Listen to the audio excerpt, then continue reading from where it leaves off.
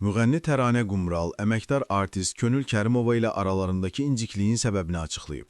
Axşam.az xəbər verir ki, tarixin bir günü verilişinə gələn Təranə Qumral, onun mahnılarına belə qulaq asdığını deyib. Hər zaman Könül Kərimovanı çox istəmişəm. Hərdən ona qulaq asıram. Kənardan mənə deyirlər ki, Könül səni istəmir, amma oturub onun mahnılarını dinləyirsən. Cavab verirəm ki, bu mahnıdır. Ürəyim istəyir və səsi mənim könlümə, ürəyimə yatır. Qulaq asıram. İndiyə qədər bir-birimizlə heç bir problemi olmayıb. Bizim aramızda yalnız bir problem var. Cabbar Musayev. Cabbarla Musa, müğənni həyat yoldaşı Musa Musayev. Danışmır. O da Cabbarın yanındadır.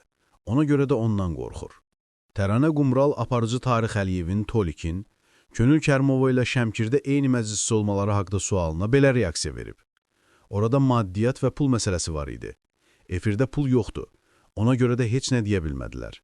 Əslində orada da əvvəl ev sahibinə şikayət edib bizi istəmədiklərini deyiblər. Ev sahibi də deyib ki, sən kimsən ki məclisimə müdaxilə edirsən? Sən yox, mən qərar verirəm. Qeyd edək ki, Cabbar və Musa Musayev qardaşdır. Onlar uzun illərdir danışmırlar. Buna səbəb isə Musanın Təranə Qumralla ailə qurması olub.